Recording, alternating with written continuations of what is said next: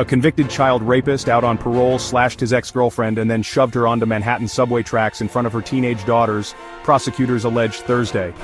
Michael Blount, 29, grabbed the 37-year-old victim by the hair and tried to slit her throat as she waited for an A train at the 125th Street station around 11 p.m. on November 5th, according to the Manhattan District Attorney's Office. The victim tried to protect herself, preventing the attacker from reaching her neck as he slashed her face repeatedly with a razor blade, prosecutors said. Blount allegedly then shoved the woman onto the tracks, feet away from her daughters, who were able to pull their mom back up onto the platform just 2 minutes before the next train arrived, according to the DA's office. The sicko ran off and evaded police for several weeks, all while calling, texting, and harassing the victim and her daughters, prosecutors said.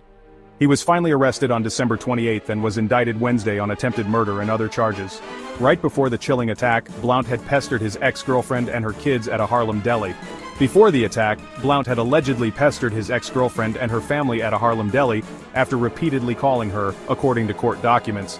She gave him the cold shoulder and left the store with her daughters, but Blount followed them down the steps to the A-train station, prosecutors charged.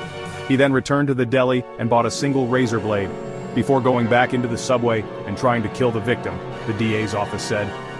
A bystander called the woman and her daughters a cab that took them to Mount Sinai Morningside Hospital to treat her injuries, which required plastic surgery, according to prosecutors. Blount is a convicted sex criminal and a registered sexually violent offender, state records show. He was found guilty of raping a 12-year-old girl, a stranger, in Brooklyn in 2013 and served 7 years in prison, according to State Department of Corrections records.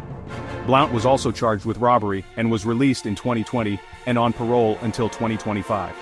He pleaded not guilty in Manhattan Supreme Court Thursday and was ordered held without bail.